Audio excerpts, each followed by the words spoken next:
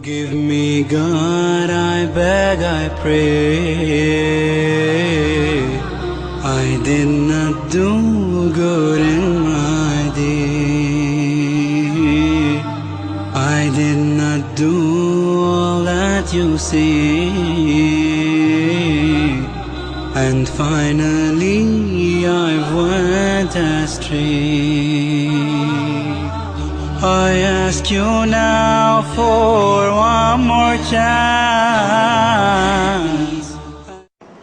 آپ تمام سامعین و سامعات کا میں پھر سے آج گریس ایجوکیشنل سوسائٹی کے لیکچر ہال میں تہ دل سے استقبال کرتا ہوں. میں دعوت دیتا ہوں ہمارے آج کے مقرر زحق تنویر صاحب کو کہ وہ اپنا بیان پیش کرے. آپ کے بیان کا عنوان ہے اسلام میں شادی اور اعوذ باللہ من الشیطان الرجیم. بسم اللہ الرحمن الرحیم. بسم اللہ الحمدللہ والصلاة والسلام علی رسول اللہ وعلی آلہ واصحابہ اجمعین. اما بعد فاعوذ باللہ من الشیطان الرجیم. بسم اللہ الرحمن الرحیم. ومن آیاته ان خلق لكم من انفسكم ازواجا لتسكنوا الیہا وجعل بینکم مودة ورحمة ان فی ذلک لآیات لقوم یتفکرون. بسم اللہ الرحمن الرحیم. رب اشرح لی صدری ویسر لی امری واحلل عقدۃ من لسانی یفقہوا قولی. تمام قسم کی حمد و ثنا، کبریائی اور بڑائی تعریفیں اللہ وحدہ لا شریک کو لائق و زیبا ہے، جو تمام جہانوں کا مالک ہے، جس نے ہم کو اور آپ کو پیدا کیا، جو ہمارا مالک، خالق، رازق بلکہ پوری کائنات کا تدبیر کرنے والا ہے. اور بے شمار بلکہ لاکھوں کروڑوں درود و سلام ہو جناب آپ محمد رسول اللہ صلی اللہ علیہ وسلم پر، جو ساری دنیا کے لیے رشد و ہدایت بن کر تشریف لائے. مختصر سی حمد و ثنا کے بعد جیسے کہ بتایا گیا ہے کہ آج کا جو ہمارا عنوان ہے، جو موضوع ہے، وہ ہے اسلام میں شادی کا تصور اور ہم.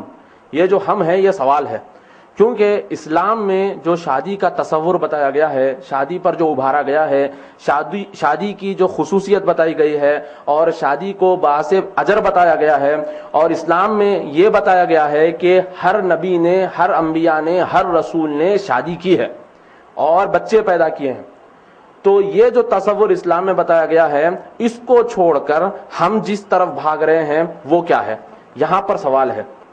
تو بہرحال یہ جو موضوع ہے کہ اسلام میں جو شادی کے بارے میں بتایا گیا ہے اور اس کے فوائد ہیں، اس کے پیچھے حکمت ہے، وزڈم ہے، اور اسی طریقے سے میں انشاءاللہ آپ کو آج بتاؤں گا کہ شادی کرنے سے کتنے فائدے ہو سکتے ہیں.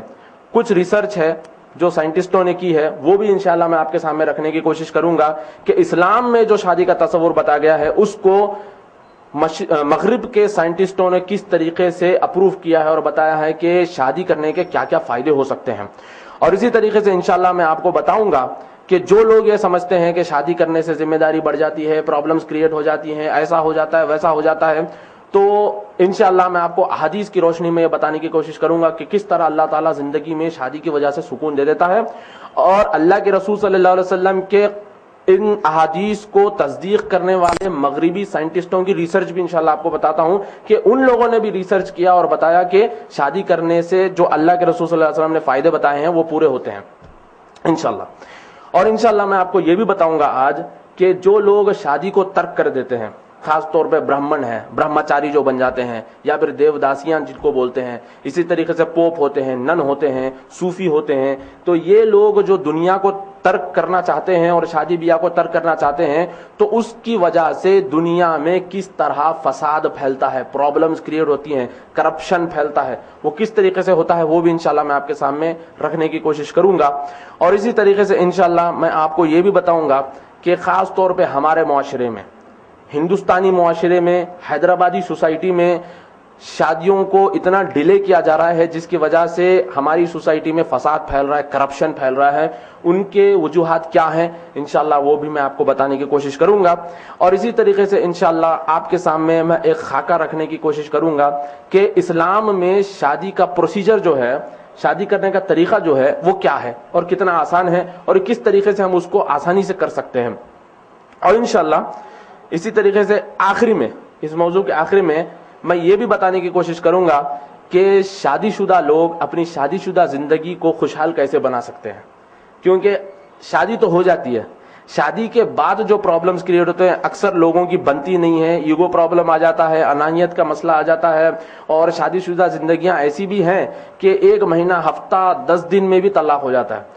تو شادی شدہ زندگی کو کس طریقے سے خوشحال بنایا جا سکتا ہے، اس کے لیے کچھ ٹپس ہیں، انشاءاللہ وہ میں آپ کو آخر میں بتاؤں گا، اور وہ ٹپس جو ہے نا اللہ کے رسول صلی اللہ علیہ وسلم کی زندگی سے ثابت ہے۔ ایسا مت سمجھیے کہ میں کہیں اور سے وہ اٹھا کے لایا ہوں، بلکہ آپ صلی اللہ علیہ وسلم نے اپنی زندگی میں اس کو کیا ہے، انشاءاللہ وہ بھی میں آپ کے سامنے رکھنے کی کوشش کروں گا۔ سب سے پہلی چیز میرے بھائیوں، شادی کا جو تصور اسلام میں بتایا گیا ہے وہ یہ ہے کہ اللہ کے رسول صلی اللہ علیہ وسلم نے کہا کہ جب کوئی شخص شادی کرتا ہے تو اس کی زندگی خوشحال ہو جاتی ہے، ٹھیک ہے۔ اور اسی طریقے سے اللہ تعالیٰ نے قرآن میں سورہ روم کی 21ویں آیت جو شروعات میں نے آپ کے سامنے تلاوت کی ہے، اس میں اللہ تعالیٰ کہتا ہے وَمِنْ آيَاتِهِ أَنْ خَلَقَ لَكُم مِّنْ أَنفُسِكُمْ أَزْوَاجًا لِتَسْكُنُوا إِلَيْهَا وَجَعَلَ بَيْنَكُم مَّوَدَّةً وَرَحْمَةً إِنَّ فِي ذَلِكَ لَآيَاتٍ لِقَوْمٍ يَتَفَكَّرُونَ۔ اللہ تعالیٰ کہتے ہیں کہ اللہ تعالیٰ کے جو میریکلز ہے، اللہ تعالیٰ کی جو آیات ہے، اور اللہ تعالیٰ نے جو آیات ہمارے سامنے ظاہر کر رہا ہے، ان آیات میں سے ایک نشانی، ایک میریکل یہ بھی ہے کہ اللہ تعالیٰ نے تم ہی میں سے جوڑے بنائے ہیں اور رحمت اور محبت آپ کے دلوں میں اللہ تعالیٰ نے ڈال دیا ہے، یعنی کہ میاں بیوی کے بیچ میں اللہ تعالیٰ نے رحمت اور محبت ڈال دی ہے۔ اور اسی طریقے سے سورہ بقرہ کی 187 آیت میں اللہ تعالیٰ کہتے ہیں ہن لباس لکم وانتم لباس لہن۔ میاں بیوی ایک دوسرے کے لیے ایسے ہیں جیسے کہ گارمنٹس ہے، کپڑا ہے، جیسے کہ شرٹ پہنتے ہیں تو جس طریقے سے جسم کو چپک کر رہتا ہے کپڑا، اس طریقے سے اللہ تعالیٰ نے میاں بیوی کو بنایا، مطلب اتنا قریب اور اتنی رحمت اور محبت دونوں کے دلوں میں ڈال دی ہے کہ یہ اللہ کی ایک نشانی ہے۔ اسلام میں جو شادی کا تصور ہے اس کے پیچھے حکمت یہ ہے کہ جب کوئی شخص شادی کرتا ہے تو اس کو حلال ذریعہ مل جاتا ہے اپنی خواہش کی تکمیل کا، پہلی چیز۔ اگر وہ چیز نہیں ہوتی تو پھر سوسائٹی میں کرپشن پھیلتا ہے، فساد پھیلتا ہے، اور اس طریقے سے پچھلی بار بھی یہاں پہ ٹاپک ہوئی تھی پورنوگرافی پہ، تو ہم نے دیکھا تھا کہ پورنوگرافی کس طریقے سے عام ہوتی ہے، تو شادی نہیں کرنے کی وجہ سے لوگ غلط راستوں پہ چلے جاتے ہیں۔ تو ایک حکمت یہ ہے کہ سوسائٹی کو مورل رکھنے کے لیے، سوسائٹی کو اپرائٹ رکھنے کے لیے، سوسائٹی کو جسٹ اور سیدھا رکھنے کے لیے شادی ایک ذریعہ ہے۔ اور اسی طریقے سے اس کی دوسری حکمت یہ ہے کہ ابن آدم اس دنیا میں بڑھتے ہیں، یعنی کہ آدم علیہ السلام کی اولاد اس دنیا میں آگے بڑھتی ہے۔ یہ ایک فائدہ ہے شادی کا، ایک حکمت ہے شادی کی۔ اور ایک حکمت شادی کی وہ یہ ہے کہ 2 الگ الگ خاندان، 2 الگ الگ اینٹائٹیز، 2 الگ الگ گروپس جو ایک دوسرے کو پہچانتے بھی نہیں تھے، وہ ایک دوسرے کے ہمراہ بن جاتے ہیں اور ایک دوسرے کے یعنی کہ چاہنے والے بن جاتے ہیں۔ تو شادی سے بہت سارے فوائد ہیں، جس میں سے حکمت یہ ہے، پہلی چیز 2 خاندان جڑ جاتے ہیں، دوسری چیز لڑکا اور لڑکی کو حلال ذریعہ مل جاتا ہے، تیسری چیز ابن آدم علیہ السلام کی اولاد اس دنیا میں جنم لیتی ہے، ٹھیک ہے۔ یہ فائدہ ہے شادی کا۔ اور اسی طریقے سے لڑکا اور لڑکی کے بیچ میں محبت آ جاتی ہے اور ایک میوچول انڈرسٹینڈنگ ان کے بیچ میں آ جاتی ہے، پیار، محبت، انسیت ان کے بیچ میں آ جاتی ہے، جس کی وجہ سے سوسائٹی میں یعنی کہ ماحول خوشنما ہو جاتا ہے۔ تو اس لیے اسلام میں شادی کو ابھارا گیا ہے، اور بعض اوقات پہ اللہ کے رسول صلی اللہ علیہ وسلم نے منع کیا لوگوں کو، اگر وہ شادی نہیں کرنے کا ارادہ کیے تو آپ صلی اللہ علیہ وسلم نے منع کیا کہ ہرگز ایسا مت کرو، اور آپ صلی اللہ علیہ وسلم بولے کہ اگر تم ایسا کرتے ہو تو تم ہم میں سے نہیں ہے، تم مسلمان ہی نہیں ہے۔ کیوں بولے اللہ کے رسول صلی اللہ علیہ وسلم؟ وہ میں آپ کو آگے بتاتا ہوں کہ شادی نہیں کرنے کی وجہ سے کیا کیا پرابلم سوسائٹی میں کریٹ ہو سکتے ہیں، وہ انشاءاللہ میں آپ کو آگے بتاتا ہوں۔ تو بہرحال قرآن میں جا بجا اگر آپ دیکھیں گے تو اللہ تعالیٰ نے میاں بیوی کا جب ذکر کیا تو کہا کہ ہم نے ان کے بیچ میں محبت ڈال دی ہے۔ آپ اس چیز کو اپنی زندگی میں تجربہ کر کے دیکھ سکتے ہو۔ کسی کی نئی نئی شادی ہوئی ہے، 1 دن پہلے بھی وہ ایک دوسرے کو پہچانتے نہیں تھے، سمجھو 10-15 دن کے بعد لڑکے کا دبئی یا سعودی جانے کا ہو گیا تو سب سے زیادہ کون روتی ہے؟ سب سے زیادہ لڑکی روتی ہے، ایئرپورٹ پہ پلا پلا کے رونے والی وہی رہتی ہے۔ اور آپ دیکھیے 60-70 سال کے ہو جاتے ہیں، پھر بھی میاں بیوی کے بیچ میں ایسی محبت اللہ تعالیٰ رکھ دیتا ہے کہ ایک دوسرے کا ہاتھ چھوڑے بنا وہ نہیں چلتے، ایک دوسرے کا اتنا خیال رکھتے ہیں۔ 2 ہفتے پہلے میں بنگلور جا رہا تھا تو ایک نان اے سی بس ٹھہری ہوئی تھی وہاں پہ، تو بس کی کھڑکی میں سے جو ہے نا شوہر اپنا ہاتھ باہر نکالے، بڈھے تھے 60-65 سال کے، تو بیوی نیچے ٹھہرے ہوئے ہے, چلا کے بولے ہاتھ اندر کرو, تو شوہر جلدی ہاتھ اندر کر کے کھڑکی لگا لیا. تو یہ ایک محبت ہے بیوی کی. بیوی جو ہے نا محبت سے بول رہے کہ کہیں کچھ ہو جائیں گا ہمارے شوہر کو, تو اللہ تعالیٰ جو ہے نا یہ محبت رکھ دیا. تو اللہ کی نشانیوں میں سے یہ چند نشانیاں ہیں, اللہ تعالیٰ میاں بیوی کے بیچ میں محبت رکھ دیتا ہے. تو یہ محبت سے سوسائٹی میں خوشحالی اور یعنی کہ ایک اچھا ماحول بن جاتا ہے, اور اگر ایسا نہیں ہوتا تو اس کے خلاف ہونے لگتا ہے. ٹھیک ہے. اور اللہ کے رسول صلی اللہ علیہ وسلم نے بہت سارے جگہوں پر شادی کو ابھارا ہے, اور آپ صلی اللہ علیہ وسلم کی ایک حدیث ہے جو بحقی میں روایت ہوئی ہے. اللہ کے رسول صلی اللہ علیہ وسلم نے کہا کہ جب کوئی شخص شادی کرتا ہے تو اس کا آدھا دین مکمل ہو جاتا ہے, اور پھر کہا کہ اس کا جو دوسرا آدھا دین ہے وہ اللہ کے خوف سے مکمل ہوتا ہے. مطلب ایک آدھا دین جو ہے وہ اللہ کے خوف سے ہے, دوسرا آدھا دین, پورا آدھا دین 50% دین شادی سے مکمل ہو جاتا ہے. کتنی بڑی بات اللہ کے رسول صلی اللہ علیہ وسلم نے کہی ہے.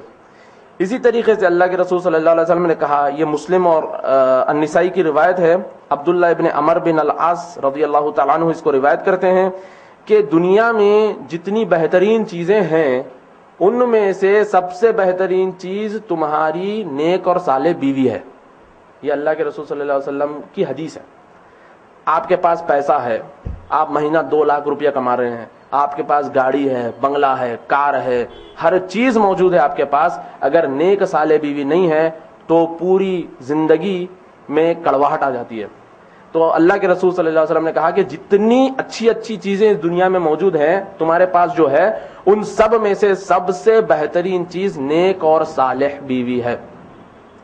اور اسی طریقے سے ابو ہریرہ رضی اللہ تعالیٰ عنہ روایت کرتے ہیں کہ اللہ کے رسول صلی اللہ علیہ وسلم نے کہا کہ اللہ تعالیٰ نے 3 لوگوں کی ذمہ داری لی. یہ حدیث بہت زبردست ہے, میں آپ کو بتاتا ہوں. جب میں شادی کیا تو یہ حدیث کو ذہن میں رکھ کے کیا.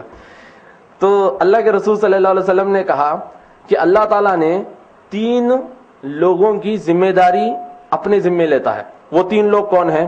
ایک وہ شخص جو اللہ کی راہ میں مجاہدہ کرتا ہے, صرف اللہ کی راہ میں, نیت اس کی یہ ہوتی ہے اللہ کو خوش کرنے کی, تو اللہ کی راہ میں مجاہدہ کرتا ہے, تو ایسے شخص کی حفاظت کی یا اس کی مدد کی ذمہ داری اللہ کے ذمہ ہے.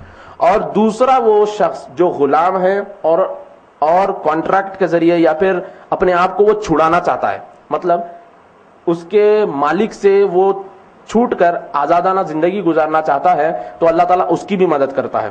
اور تیسرا وہ شخص جو نیک اور صاف ستھری زندگی گزارنے کے لیے شادی کرنا چاہتا ہے, مطلب یہ ذہن میں رکھ کے, یہ نیت رکھ کے کہ مجھے نیک اور صاف ستھری زندگی گزارنی ہے, تو وہ نیت رکھ کے جو شخص شادی کرتا ہے تو اللہ تعالیٰ کی ذمہ داری ہے وہ شخص کی مدد کرنا. مطلب فائنینشیل پرابلم ہے, یا گھر کرائے سے ہے, یا نوکری سیدھی نہیں چل رہی ہے, پیسے ٹائم پہ نہیں آ رہے ہیں, جو بھی پرابلمس آپ کے ہیں اللہ تعالیٰ کی ذمہ داری ہو جاتی ہے کہ وہ پرابلمس کو اللہ تعالیٰ پوری کر دیتا ہے. تو یہ زبردست حدیث ہے, اس کو میں یہ مشورہ دیتا ہوں کہ ایک بار آپ عمل کر کے دیکھیے, پھر آپ بتائیے بعد میں کہ اس کے کیا کیا فائدے ہو سکتے ہیں. اللہ تعالیٰ آپ کی مدد ضرور کرے گا, آپ اس کو اپنی زندگی میں تجربہ کر کے دیکھیے.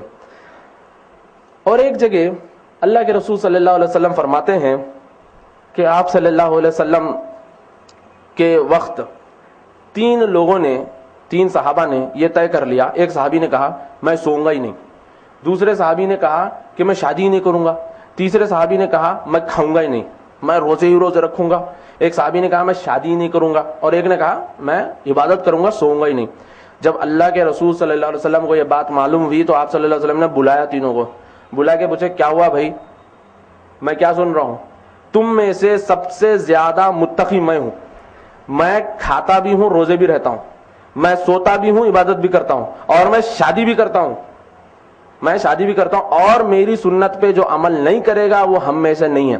سختی سے, غصے میں اللہ کے رسول صلی اللہ علیہ وسلم نے کہا. وہ اس لیے کیونکہ جو شخص اس طریقے کی چیز کرتا ہے, یعنی کہ گھر والوں کو چھوڑ کے, فیملی کو چھوڑ کے, بیوی بچوں کو چھوڑ کے جنگلوں میں جا رہے ہیں, اللہ اللہ کر رہے ہیں, یہ چیز اسلامک نہیں ہے, یہ اسلام میں نہیں ہے. اللہ کے رسول صلی اللہ علیہ وسلم کی حدیث ہے لا رہبانیہ فی الاسلام, اسلام میں رہبانیت نہیں ہے. مطلب یہ سب چھوڑ چھاڑ کے جنگلوں میں جا کے بیٹھ جانا, مصلی ڈال لینا, وہیں پہ تسبیح کس لیتے بیٹھ جانا, یہ اسلام میں نہیں ہے. اور اس طریقے سے یہ بھی نہیں ہے کہ 40 دن 4 مہینے 1 سال 1.5 سال غائب ہو جا رہے بیوی بچوں کو چھوڑ کے, یہ بھی اسلام میں نہیں ہے, یہ بھی سخت حرام ہے. ایک واقعہ ایسے ہی ہوا تھا ایک نو مسلم لڑکی تھی, اس کی شادی ہوئی, تو شادی ہوتے ہی جس صاحب نے شادی کی ان کو نہ بتایا گیا لڑکی کو, نہ لڑکی کو ان کو بتایا گیا, اور شادی ہو گئی. شادی ہوتے ہی ان کے لوگوں نے کہا کہ چلو بھائی شادی ہو گئی, اب 1 سال کی جماعت میں چلو.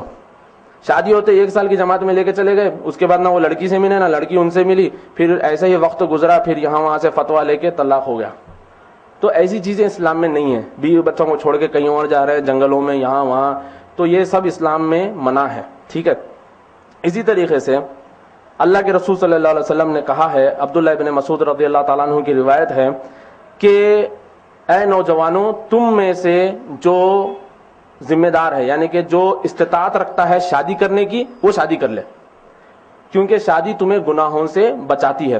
اور جو استطاعت نہیں رکھ سکتا تو وہ روزے رکھے کثرت سے, کیونکہ روزے جو ہے نفس کی خواہشات کو کم کر دیتے ہیں. ٹھیک ہے. یہ حدیث کو اگر آج ہم عمل کریں تو انشاءاللہ سوسائٹی میں کافی کچھ جو پرابلمز ہیں وہ کم ہو سکتی ہیں. ہماری سوسائٹی میں بہت سارے نوجوان کیپیبل ہو جاتے ہیں شادی کرنے کا, مگر پھر بھی نہیں کرتے, کیونکہ ان کو ایک شیطانی وسوسہ رہتا ہے کہ بھائی ابھی ہم سیٹل نہیں ہوئے. 20,000 سیلری ہو جاتی ہے, 40-50 ہزار, سعودی چلے جاتے ہیں, دبئی چلے جاتے ہیں, کماتے ہیں اچھا خاصا, ایک شخص کی ذمہ داری ان سے سنبھالی نہیں جاتی. یہ کوئی بڑی چیز نہیں ہے. بیوی کوئی بھاری بھرکم چیز نہیں ہے کہ مہینے 20 جوڑے مانگے, اور کوئی ایسی چیز نہیں ہے کہ روز کے جو ہے نا اتنا کھانا لاؤ اتنا لاؤ, بلکہ وہ بھی ایک شخص ہے. ایک ایڈیشنل ممبر اگر آپ کے گھر میں آ جائے تو اللہ تعالیٰ اس کی طرف سے آپ کے گھر میں کافی کچھ برکت دے دیتا ہے. یہ چیز ہم کو سمجھنا ضروری ہے. اگر فرض کریے آپ کی تنخواہ 20,000 ہے, آپ سوچ رہے ہیں کہ 50,000 ہونے کے بعد شادی کروں گا, آپ 20,000 میں شادی کریے, اللہ تعالیٰ اس کو 5 گنا کر دیں گا, 1.5 لاکھ تنخواہ ہو جائیں گے. کچھ ایسی مثالیں بھی ہے. اور میں آپ کو بتاؤں کہ ہمارے جو آبا و اجداد گزرے ہیں, ہمارے جو علماء, بڑے بڑے جید علماء, صحابہ, تابعین, تبع تابعین, ان کا کیا رویہ رہا ہے شادی کے تعلق سے, وہ میں آپ کو بتاتا ہوں. آپ سن کے تعجب کریں گے کہ عبداللہ ابن مسعود رضی اللہ تعالیٰ عنہ کہتے ہیں, جب ان کو پلیگ ہوا تھا تو وہ کہتے ہیں کہ اگر مجھے پتا چل جائے کہ میرے پاس 10 دن بچے ہوئے ہیں زندگی کے, تو میں سب سے پہلی چیز شادی کروں گا. کیا بولے عبداللہ ابن مسعود؟ اگر مجھے پتا چل جائے کہ 10 دن بچے ہوئے ہیں زندگی کے, 10 دن میں مر جانے والے ہیں, تو سب سے پہلی چیز میں شادی کروں گا, کیونکہ میں بغیر شادی والی حالت میں اللہ سے ملنا نہیں چاہتا. یہ ان کا رویہ تھا. اس طریقے سے ابن عباس رضی اللہ تعالیٰ عنہ کہتے ہیں کہ 1 سال اگر میں مسلسل عبادت کر لوں اور 1 رات اگر میں بیوی کے ساتھ گزار لوں ان کی صحبت میں, تو کافی بہتر ہے وہ چیز. اور اسی طریقے سے احمد بن حنبل رحمۃ اللہ علیہ کہتے ہیں کہ میں اپنی بیوی کو چھوڑ کے نہیں رہ سکتا, مطلب میں یہ قطعاً ناپسند کرتا ہوں کہ میں بیوی کو چھوڑ کے کہیں اور چلا جاؤں, یعنی کہ بیوی کو چھوڑ کے کہیں اور جگہ میں چلا جاؤں, یہ میں قطعاً پسند نہیں کرتا. تو اللہ تعالیٰ نے جو محبت کا ذکر کیا ہے قرآن میں, یہ ان کے بیچ میں بہت تھی. تو یہ لوگ اس چیز کو بہت ابھارتے تھے, شادیاں کرنے پہ ابھارتے تھے, اور اس طریقے سے بیوی کا خیال رکھنا, اور اس طریقے سے شادی شدہ زندگی کو خوشحال بنانا, اور جتنا جلدی ہو سکے اتنا جلدی شادی کر لینا, یہ صحابہ کا رویہ ہوا کرتا تھا. اور اسی طریقے سے میرے بھائیوں, ایک چیز میں آپ کو بتا دوں کہ شادی کرنے سے سب سے زیادہ پریشان یا روتا کون ہے؟ اگر دونوں کے بیچ میں شادی ہوتی ہے تو سب سے زیادہ ٹینشن کس کو ہوتی ہے؟ سب سے زیادہ روتا کون ہے؟ شیطان, ابلیس. کیونکہ جیسے میں نے آپ کو شروعات میں بتایا کہ شادی کی حکمتیں ہیں بہت ساری, جس میں سے یہ ہے کہ دونوں کو حلال ذریعہ مل جاتا ہے. دوسری حکمت یہ ہے کہ 2 خاندان آپس میں جڑ جاتے ہیں, ابن آدم علیہ السلام کی اولاد دنیا میں آگے بڑھتی ہے. تو شیطان کو جنت سے نکالا گیا تھا اسی بنیاد پہ کہ اس نے آدم علیہ السلام کو سجدہ کرنے سے انکار کر دیا تھا. تو تب سے لے کے آج تک شیطان کو آدم علیہ السلام سے کھنس ہے, نفرت ہے, غصہ ہے, اور وہ ہرگز یہ نہیں چاہتا کہ ابن آدم علیہ السلام کی اولاد اس دنیا میں بڑھے, اور وہ ہرگز یہ نہیں چاہتا کہ یہ لوگ خوشحال رہیں, سکون سے رہیں. تو وہ یہ کوشش کرتا ہے کہ اس کو ڈیلے کرے. بہت سارے وسوسات ذہن میں ڈالتا ہے, ابھی تم کیپیبل نہیں ہے, ابھی تم قابل نہیں ہے, ابھی تم اس چیز کے لیے تیار نہیں ہے. تو بہت سارے وسوسات شیطان ذہن میں ڈالتا ہے. اور اسی طریقے سے اگر شادی ہو بھی جاتی ہے تو شیطان دوسرے وسوسات پیدا کر کے شادی کو توڑنے کی کوشش کرتا ہے. کیونکہ ایک حدیث ہے اللہ کے رسول صلی اللہ علیہ وسلم کی, آپ صلی اللہ علیہ وسلم نے کہا کہ شیطان کا جو تخت ہے وہ سمندر کے اوپر ہے, اور وہ ہر روز شیاطین کو اپنی طرف بلاتا ہے, اور پورے شیاطین آ کے رپورٹ پیش کرتے ہیں کہ آج میں نے یہ کیا, آج میں نے یہ کیا, آج میں نے یہ کیا. جس میں سے ایک شیطان بولتا ہے کہ آج میں نے میاں بیوی کو لڑا دیا, اس حد تک کہ دونوں میں طلاق ہو گیا. تو شیطان اس کو اس کی تعظیم کرتا ہے, اس کو اپنے تخت پہ بٹھاتا ہے, اس کی بڑی عزت کرتا ہے. تو شیطان کے لیے الٹیمیٹ اچیومنٹ, سب سے سکسیسفل والی بات شیطان کے لیے وہ یہ ہے کہ میاں بیوی میں اختلاف ڈالے. ٹھیک ہے, تو شیطان ہمیشہ یہ کوشش کرتا ہے. اور اللہ تعالیٰ نے قرآن میں سورہ بقرہ کی 102 آیت اگر آپ پڑھیں تو آپ کو معلوم ہوگا کہ اللہ تعالیٰ نے جادو کا ذکر کیا. اور جادو کا ذکر کرتے ہوئے, جادو تو بہت قسم کا ہے, کسی کو بانجھ بنا دیا جا سکتا ہے, کسی کو مروا دیا جا سکتا ہے, کچھ بھی کیا جا سکتا ہے, مگر خصوصاً اللہ تعالیٰ نے وہاں پہ ایسے جادو کا ذکر کیا جس کے ذریعے سے میاں بیوی میں اختلاف ڈالا جا سکے. کیوں؟ کیونکہ جب میاں بیوی الگ ہو جاتے ہیں تو سوسائٹی میں کرپشن پھیلتا ہے, ان کے دو خاندان الگ الگ ہو جاتے ہیں, یہ دونوں زنا میں پڑنے کا چانس پڑ جاتا ہے, اگر ان کے بچے ہیں تو ان کی ذمہ داری کا مسئلہ ہو جاتا ہے اور وہ بھی بھٹکنے کا چانس ہو جاتا ہے. تو بہت سارے نقصانات ہیں اس کے پیچھے. اس لیے شیطان کا سب سے بڑا اچیومنٹ ہوتا ہے میاں بیوی کو الگ کرے. سب سے پہلے تو شادی ہونے نہیں دیتا, شادی ہوئے تو پھر دونوں کو الگ کرنے کی کوشش کرتا. اور آج اس دنیا میں خاص طور پہ ہماری سوسائٹی میں یہ عام ہو گیا ہے کہ ابھی بچے نکو بعد میں کریں گے. فیملی پلاننگ جو ہے یہ بھی شیطانی وسوسہ ہے کہ ابھی نہیں بھائی, تھوڑا سیٹل ہو جانا ہے, اور تھوڑا سیٹل ہونا ہے, اور تھوڑا سیٹل ہونا ہے. اللہ تعالیٰ نے قرآن میں کھلے کھلے الفاظوں میں کہہ دیا کہ بچوں کی ذمہ داری میری ہے, غریبی اور غربت کے ڈر سے اپنے بچوں کو قتل مت کرو, میری ذمہ داری ہے. اور آپ جو لوگ شادی شدہ ہے وہ لوگ بہتر سمجھتے ہیں کہ جن کی زندگی میں اولاد آ جاتی ہے تو اللہ تعالیٰ کس طریقے سے ان کی مدد کرتا ہے, کس طریقے سے ان کی زندگی کو خوشحال بنا دیتا ہے. آپ خود تجربہ کر کے دیکھیے اس چیز کو. یہ سب شیطانی وسوسے ہوتے ہیں جو آپ کو نقصان میں ڈالنے والے ہوتے ہیں.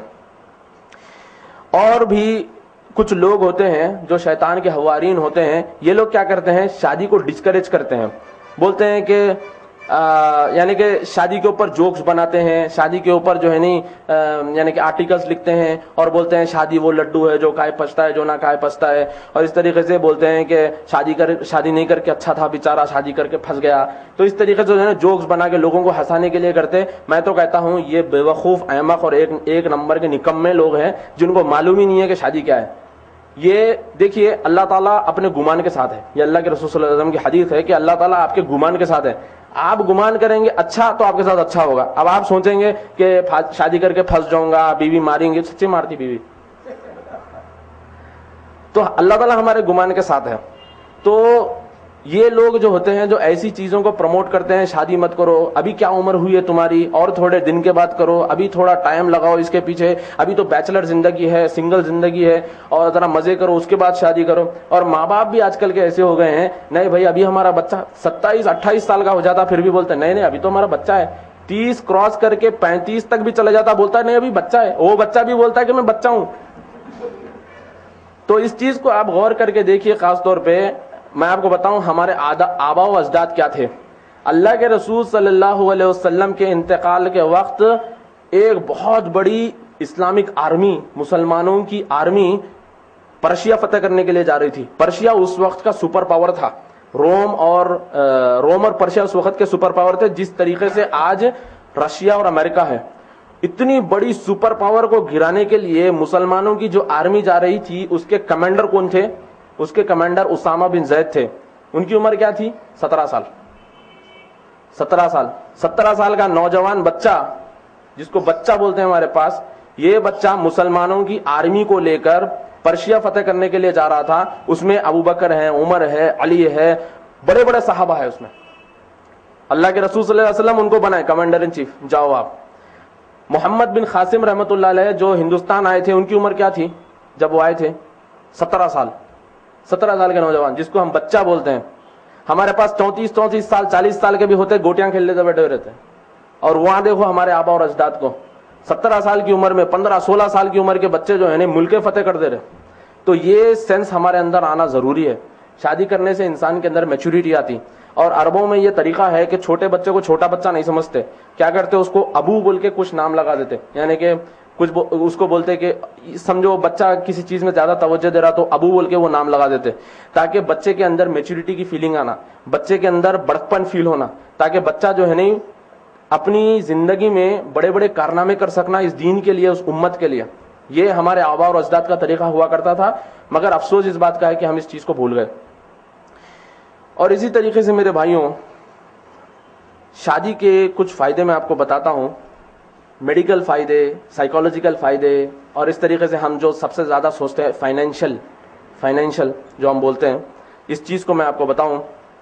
کچھ امریکہ کے اور لندن کے مطلب مغرب کے سائنٹسٹوں نے اس پہ ریسرچ کی ہے اور بڑی امیزنگ باتیں ہمارے سامنے آئی ہیں ان کی ریسرچ کے بعد. وہ یہ ہے کہ ایک سائنٹسٹ ہے, اس کا نام ہے کرسٹوفر ایف اسکاٹ. یہ کہتا ہے کہ شادی شدہ کپل, شادی شدہ جوڑا اپنی زندگی میں بہت خوشحال رہتے ہیں سیکشولیٹی کو لے کر, اپنی زندگی میں بہت خوشحال رہتے ہیں سیکشولیٹی کو لے کر بنسبت ان لوگوں کے جو ڈیٹوں پہ جاتے ہیں, پارکوں میں پھرتے ہیں, یہاں وہاں الٹی سیدھی حرکتیں کرتے ہیں.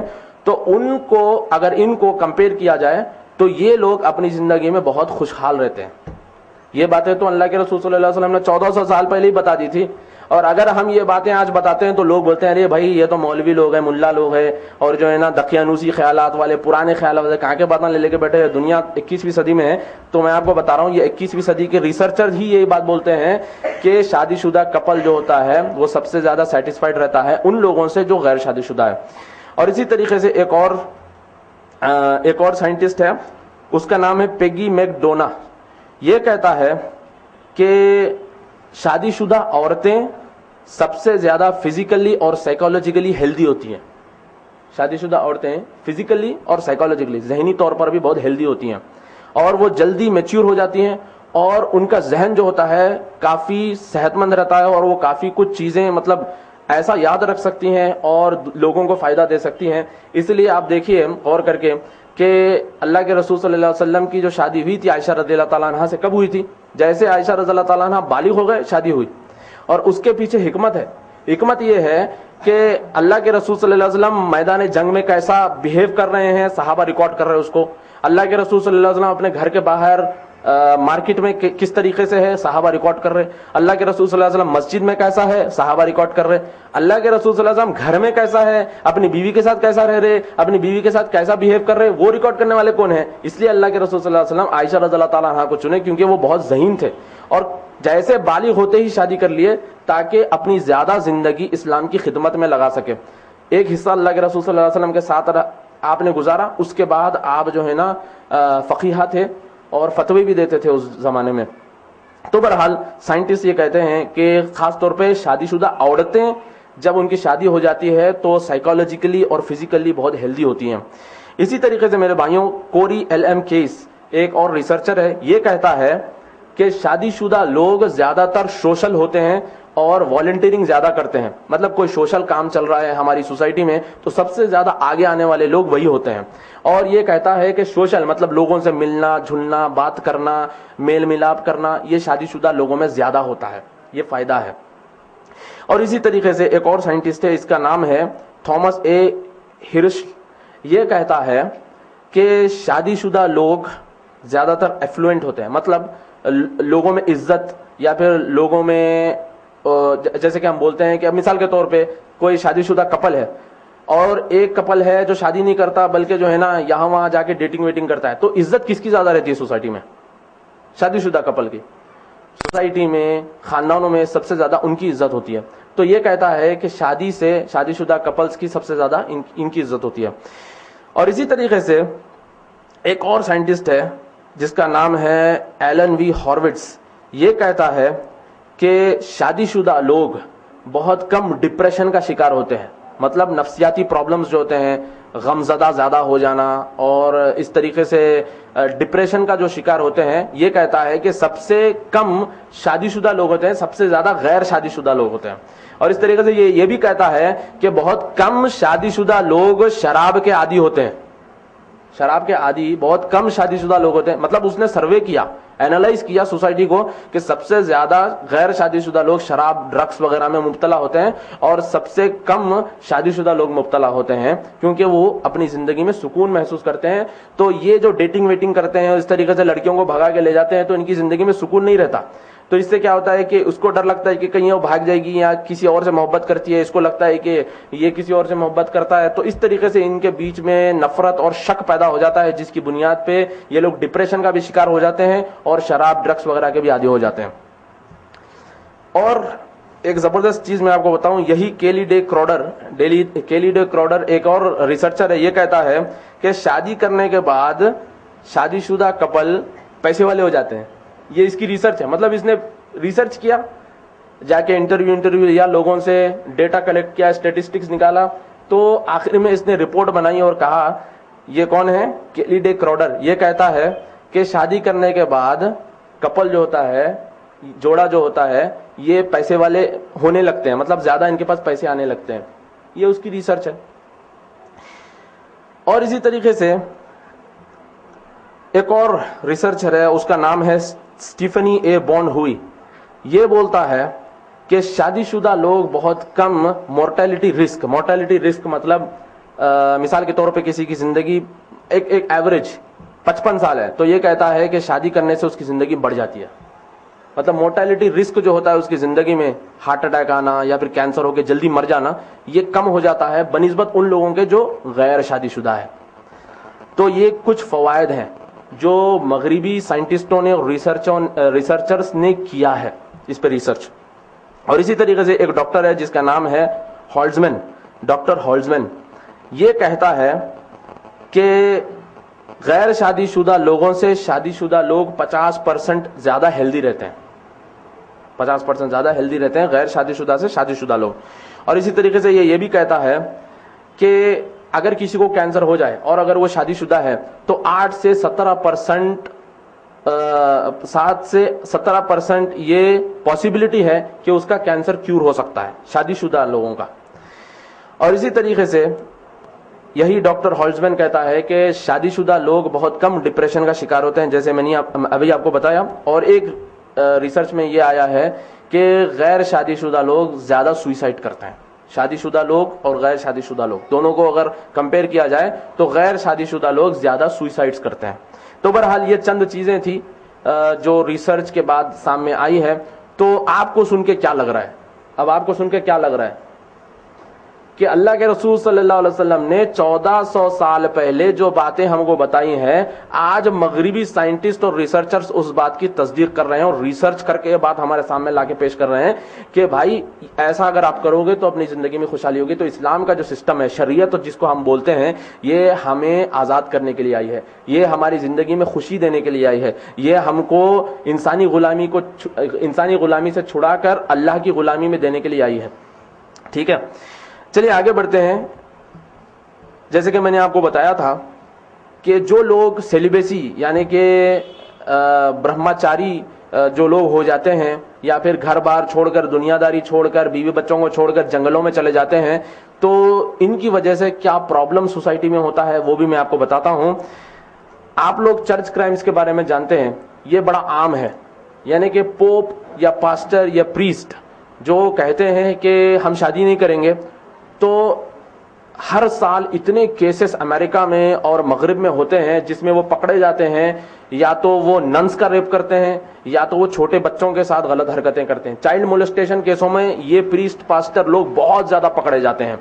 اور اسی طریقے سے جمی شویگٹ کو آپ جانتے ہیں, احمد دیدات کے ساتھ اس کا ڈیبیٹ ہوا تھا جمی شویگٹ کا. تو جمی شویگٹ نے ٹی وی کے ایک چینل پر محمد صلی اللہ علیہ وسلم کا مذاق اڑایا تھا, جیسے کہ حال میں ہوا ہے. ٹھیک ہے, امریکہ میں فلم بنی ہے محمد صلی اللہ علیہ وسلم کی, اللہ غارت کرے ان لوگوں کو. تو جمی شویگٹ نے محمد صلی اللہ علیہ وسلم کے بارے میں مذاق اڑایا تھا, اور اللہ تعالیٰ نے قرآن میں کہہ دیا ہے کہ اے محمد صلی اللہ علیہ وسلم, آپ کی عزت کی ذمہ داری میری ہے, اور جو آپ کو گالی دے گا, آپ کا مذاق اڑائے گا, وہ میں دیکھ لوں گا. اللہ تعالیٰ نے کھلے الفاظوں میں قرآن میں کہہ دیا ہے. اور یہ چیز اس دور میں بھی ہوئی تھی. اللہ کے رسول صلی اللہ علیہ وسلم کے زمانے میں ابو جہل کا جو بیٹا تھا, آپ صلی اللہ علیہ وسلم کے, ابو لہب یا ابو جہل کا بیٹا, وہ آ کے اللہ کے رسول صلی اللہ علیہ وسلم کے منہ پہ تھوک کے گیا. تو اللہ کے رسول صلی اللہ علیہ وسلم نے کہا کہ جا اللہ کے کتوں میں سے کتا تجھے کھا لے. تو جیسا وہ سیریا گیا بزنس کے سلسلے میں, تو ان لوگوں کو سب کو پتا تھا کہ محمد صلی اللہ علیہ وسلم نے جو کہہ دیا وہ ہو کے رہے گا. تو ابو جہل نے یہ کہہ دیا کہ سامان رکھو, سب سے اوپر اس کو سلاؤ اور سب لوگ آپ اس کے ارد گرد سو جاؤ. تو وہاں پہ سیریا میں ایک لائن آیا, شیر آیا, اور سب کو سونگتا سامان کے اوپر گیا, اس کو اٹھایا, لے کے چل دیا. تو میرے بھائیوں, اللہ تعالیٰ کی ذمہ داری ہے محمد صلی اللہ علیہ وسلم کا مذاق اڑانے والے سے بدلہ لینا اور ان کو غارت کرنا, اللہ تعالیٰ کی ذمہ داری ہے. اور یہ تاریخ میں بھی ہوا ہے, بہت سارے واقعات ہیں. اور حال ہی میں یہ جو جمی شویگاٹ تھا اس نے بھی محمد صلی اللہ علیہ وسلم کے بارے میں ٹی وی پہ کہہ دیا تھا اور اللہ تعالیٰ نے اس کو اتنا ذلیل کیا, ایسا ذلیل کیا.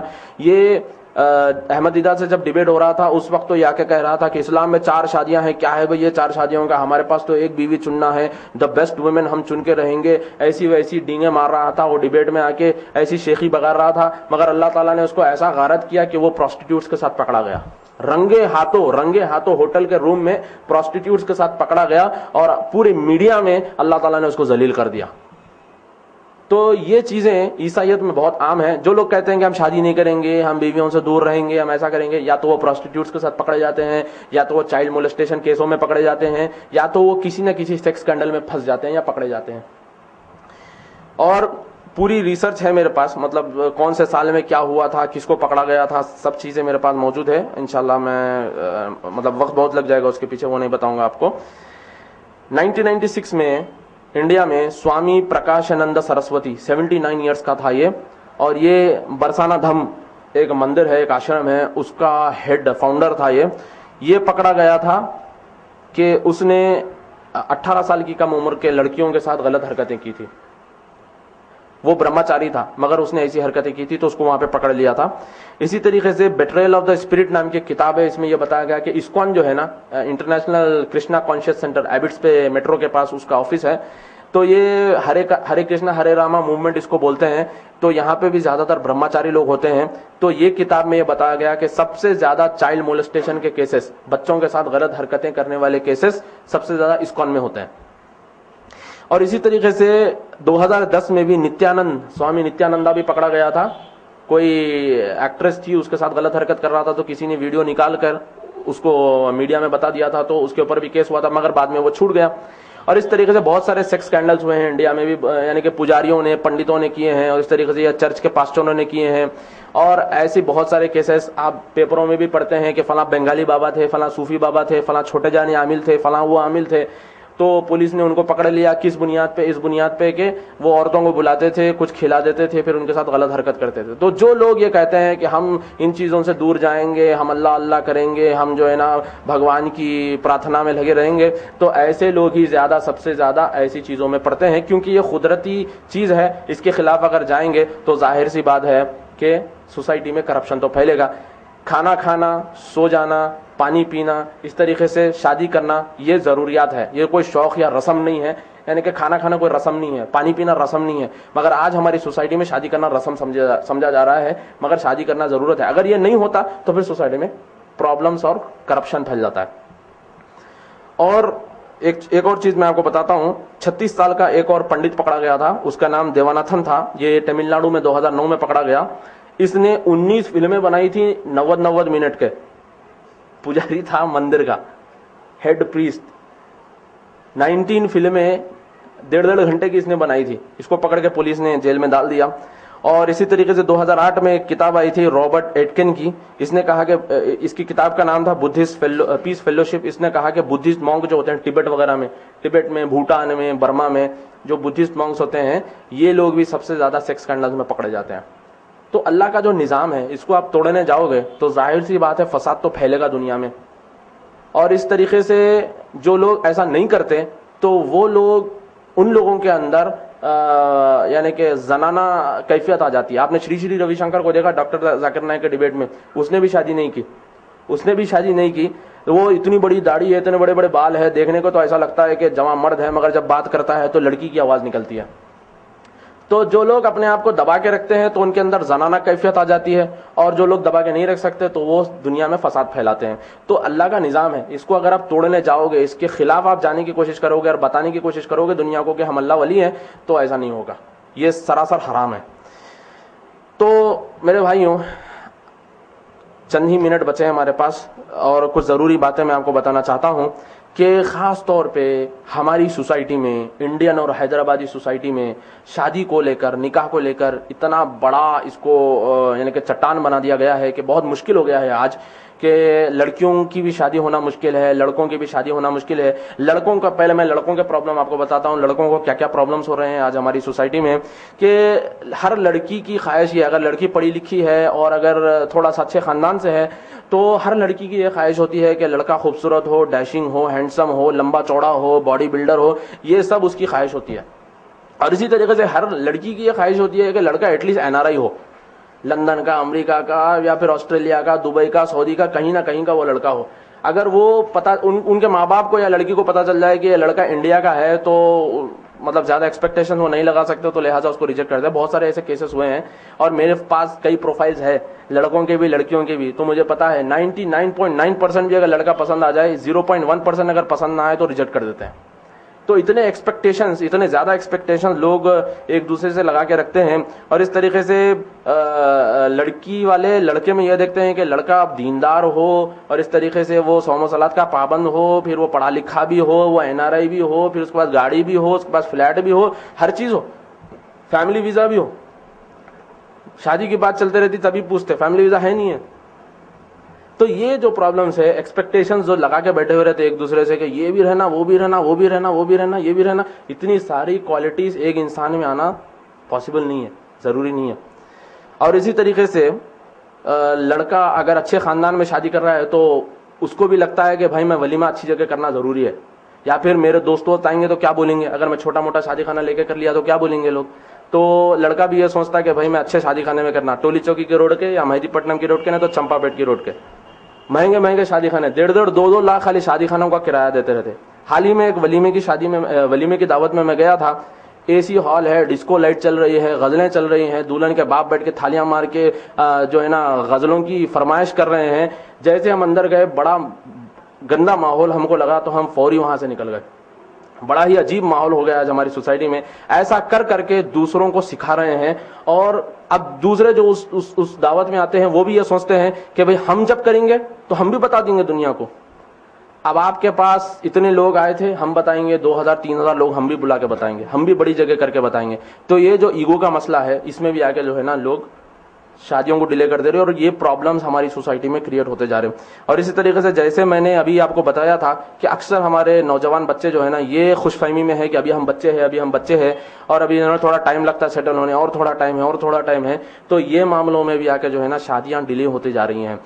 اور لڑکیوں کے پرابلمز یہ ہے کہ جیسے کہ میں نے بتایا کہ ہر لڑکے کو اگر وہ سمجھو, اب میں کیا بتاؤں, کہ لڑکا جیسا بھی ہو مگر اس کو خوبصورت لڑکی چاہیے, یہ ڈیمانڈ ہو گیا. لڑکا کیسا بھی ہو, موٹا ہو یا جیسا بھی ہو لڑکا, اس کو خوبصورت اور گوری لڑکی چاہیے. یہ ہماری سوسائٹی کا پرابلم ہو گیا ہے. اور اسی طریقے سے اس کو جو ہے نا خوبصورت, اونچی, پڑھی لکھی, اچھے خاندان کی لڑکی, اور ساتھ ہی ساتھ اس کو چاہیے کہ دام دہیز دینے والے لوگ ہوں, جوڑا گھوڑا دینے والے لوگ ہوں. یہ ہماری سوسائٹی میں آج اتنا پرابلم ہو گیا ہے جس کی وجہ سے لڑکیوں کی بھی شادیاں ہونا بہت مشکل ہو گئی ہیں. اور میرے بھائیوں, آپ اس چیز کو سوچ کے دیکھیے, غور کر کے دیکھیے اس چیز کو. حال ہی میں ایک شادی ہوئی اور دولہے کے باپ جو ہے نا دعوتوں میں آ کر, شادیوں میں آ کر ایسی شیخیاں بگاڑتے ہیں, ڈینگے مارتے کہ ہمارا بچہ امریکہ میں ہے, 4 لاکھ کماتا, اتنی سیونگ ہوتی, اتنی سیونگ ہوتی, یہ ہوتی. جب شادی کی بات آئی تو کہا انہوں نے لڑکی والوں سے سوئفٹ گاڑی ہونا, فلیٹ ہونا, 25 تولے سونا ہونا, پرائم میریڈین میں شادی کرنا. یہ کیا ہے سمجھ میں نہیں آیا, پرائم میریڈین میں ہی شادی ہونا, اور اتنے قسم کے پکوان رہنا. ہمارے پاس سے اتنے لوگ آتے اور جو ہے نا خاص طور پہ پکوان اچھا بنا کے رکھنا, اور یہ ہونا وہ ہونا.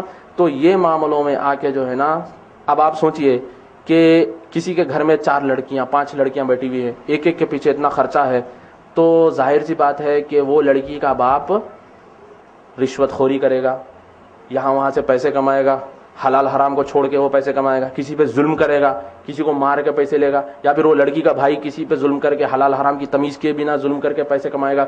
تو اس میں دونوں ذمہ دار ہیں. سب سے زیادہ ذمہ دار تو لڑکے والے ہیں. اور اس میں ہر ایک کے پاس ایک ایکسکیوز ہے. لڑکا بولتا ہے میرے کو کیا معلوم, سب امی ابا ڈیسائیڈ کر لیے. اور لڑکے کے اما بابا بولتے کہ بھائی نہیں بھائی وہ کیا ہے, ہم بچے کو تھوڑا سوسائٹی میں رہتا, بتانا رہتا, یہ رہتا وہ رہتا. اور اس طریقے سے ہر ایک کے پاس ایک ایکسکیوز ہے, ہر ایک کے پاس ایک بہانہ ہے, ایک ہیلا ہے کہ نہیں بھائی ہمارا یہ پرابلم ہے, یہ ہے, مجبوری ہے. ہم کیا چاہ رہے, دوسروں میں چینج دیکھنا, خود چینج نہیں ہونا چاہتے. سعودی کی حکومت صحیح نہیں ہے, چینج ہو جانا, خود نہیں چینج ہوتے. انہوں صحیح نہیں ہے, چینج ہو جانا, انہوں صحیح نہیں ہے, چینج ہو جانا. خود چینج ہونے تیار نہیں ہے, خود کے اندر تبدیلی لانے کے لیے تیار نہیں ہے ہم لوگ. اور اسی طریقے سے میرے بھائیوں ایک چیز میں بتاؤں کہ آج جو سب سے زیادہ پرابلم شادیوں کو لے کے ہماری سوسائٹی میں ہے، لوگ کیا بولیں گے، یہ سب سے بڑا پرابلم ہے، سب سے بڑا پرابلم، لوگ کیا بولیں گے. لڑکا بھی سوچتا لوگ کیا بولیں گے، میرے دوستاں کیا بولیں گے، لڑکی بھی سوچتی میرے سہیلیاں کیا بولیں گے، لڑکے کے ماں باپ بھی سوچتے ہیں ہمارے سوسائٹی والے کیا بولیں گے، ہر ایک کو یہ فکر لگی ہوئی ہے لوگ کیا بولیں گے. اگر ایک چیز آپ اپنے ذہن میں بٹھا لو، اللہ تعالیٰ نے قرآن میں کہا کہ تمام تر عزتیں اللہ کے لیے، عزت دینے والا اللہ ہے. اگر آپ اللہ کو خوش کرنے کے لیے بندوں کو ناراض کرتے ہیں تو اللہ تعالیٰ وہی بندوں سے آپ کو عزت دلائیں گا، اور اگر آپ اللہ کو ناراض کرنے کے لیے وہ بندوں کو خوش کر دیں گے تو اللہ تعالیٰ وہی بندوں سے آپ کی بے عزتی کرائیں گا، وہی بندوں کے ذریعے آپ کی بے عزتی ہوئیں گے. تو یہ جو پرابلم ہے کہ لوگ کیا بولیں گے، لوگ کیا بولیں گے، لوگ کیا بولیں گے، تو اس میں آ کے جو ہے نا میں آپ کو بتاؤں بڑے بڑے جو ہے نا لوگ گمراہ ہو گئے. ابو طالب مانتے تھے کہ اللہ کے رسول صلی اللہ علیہ وسلم ان کے بھتیجے، اللہ کے رسول ہے، اللہ ایک ہے، اسلام حق ہے، مگر کیا چیز ان کو روکی بتاؤ؟ میری سوسائٹی والے، میرے برادر کے لوگ کیا بولیں گے، لوگ کیا بولیں گے. تو یہ چکر میں آ کے جو ہے نا جہنم ان کے نصیب ہو گئی. تو میرے بھائیوں سوچئے اس چیز کو، لوگ کیا بولیں گے، لوگ بولتے رہتے، لوگوں کا کام ہے بولنا، زبان اٹھانا، تعارف کو لگانا، یہی کام ہوتا لوگوں کا بولنا. اگر آپ فل پیسہ خرچہ کر کے شادی کرے تو لوگ آگے بولتے کیا ضرورت تھی اتنا پیسہ خرچہ کرنے کی، غریبوں کو دینا تھا. اگر آپ ایک دم سیدھی سادی شادی کرے تو بولتے ان کو فقیری ماری گئی تھی کیا، ایسا کرے شادی. تو لوگوں کا کام بولنا ہے، بولتے رہتے، ان کا کام ہے بولنا. تو اگر ہم لوگوں کو لے کے بیٹھیں گے تو ہم زندگی میں کچھ بھی نہیں کر سکتے.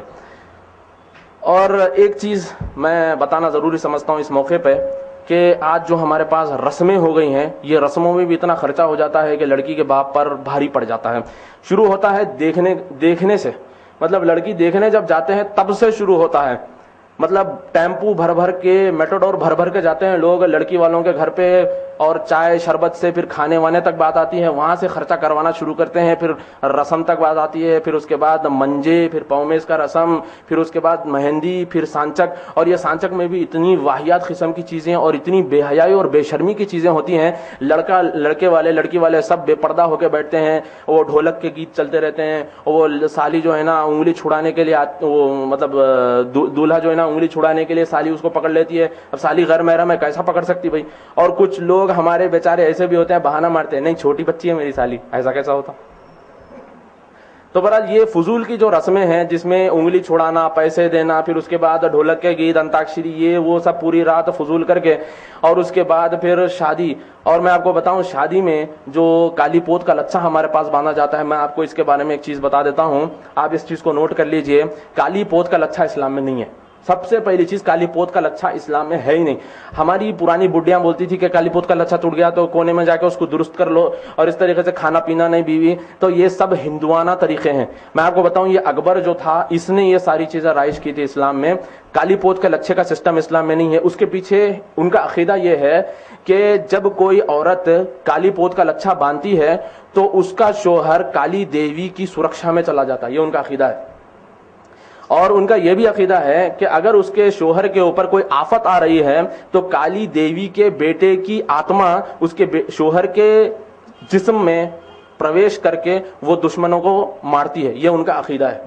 تو کالی دیوی کا عقیدہ اس کے پیچھے لگا ہوا ہے میرے بھائیوں. میں آپ کو بتا دوں کالی دیوی کو مطلب آپ سمجھ سکتے ہیں نا اس چیز کو کس طریقے سے اس کے اوپر عقیدہ بنایا گیا ہے. تو میرے بھائیوں آپ لوگ اس چیز کو طے کر لیجئے کہ اگر یہ کالی پوت کا لچھا کا سسٹم ہے اپنے شادیوں میں تو اس کو اوائڈ کریے، سختی سے اس کو اوائڈ کریے. ایسا نہیں ہنستے ہنستے بول رہے نہیں کرے تو اچھا رہتا، نہیں کرے تو اچھا رہتا، کوئی بھی نہیں سنتا ایسا بولے تو. سختی سے بولیے کہ کالی پوت کے لچھے کا سسٹم نکالو، کالی پوت کا لچھا چاہیے ہی نہیں ہم کو. اور کچھ لوگ بولتے ہیں نہیں کچھ بھی نہیں ہے اس کے پیچھے، ہمارا عقیدہ کچھ بھی نہیں ہے، زیور ہے زیور ہے. تو میں آپ کو بتا دوں اللہ کے رسول صلی اللہ علیہ وسلم کے زمانے میں ایک صحابی آیا کے بولے کہ میں اونٹ ذبح کرنا چاہ رہا ہوں فلاں مقام پہ، مگر اس مقام پہ مشرکین آ کے بت کے نام پہ اونٹ ذبح کرتے تھے. تو اللہ کے رسول صلی اللہ علیہ وسلم منع کرے، وہاں مت کرو. مطلب آپ کی نیت اچھی ہے، آپ اللہ کے نام پہ کرنا چاہ رہے ہیں، مگر اسی مقام پہ بت کے نام پہ اونٹ ذبح ہوتے، آپ مت کرو. تو میرے بھائیوں اگر ہماری نیت اچھی ہے کہ کالی پوت کا اچھا زیور سمجھ کے ڈال رہے ہیں تو بھی غلط ہے. اس کو آپ کمپلیٹلی اوائڈ کریے اور فورس کریے، زبردستی کریے گھر میں اس چیز کو نکالنے کے لیے. چلیے میرے بھائیوں میں آپ کو آخر میں چند چیزیں بتا دوں. ایک یہ کہ اسلام میں شادی کا پروسیجر کیا ہے، شادی کس طریقے سے کرنی چاہیے، اسلام میں کیا طریقہ بتایا گیا ہے. اللہ کے رسول صلی اللہ علیہ وسلم نے کہا کہ جب تم لڑکی پسند کرتے ہو تو اس کے اندر 4 چیزیں دیکھو، مطلب 4 چیزوں کی بنیاد پہ لڑکی پسند کی جا سکتی ہے. ایک ہے ویلتھ، پیسہ، یعنی کہ پیسے والے خاندان سے ہے. دوسرا ہے اس کی فیملی، یعنی کہ اس کے رشتہ دار، اس کے ماں باپ وغیرہ. اور تیسرا ہے اس کی خوبصورتی، اور چوتھا ہے اس کی دینداری. تو اللہ کے رسول صلی اللہ علیہ وسلم نے کہا کہ یہ 4 چیزوں پہ اس کی دینداری کو پریورٹی دو، اس کی دینداری کو فوقیت دو. سب سے پہلے آپ اس کی دینداری دیکھو لڑکی کی. جیسے میں نے شروع میں آپ کو ایک حدیث بتائی اللہ کے رسول صلی اللہ علیہ وسلم کی کہ تمام پوزیشنز میں سے، تمام تر بہترین چیزوں میں سے آپ کے پاس سب سے بہترین چیز ہے نیک بیوی.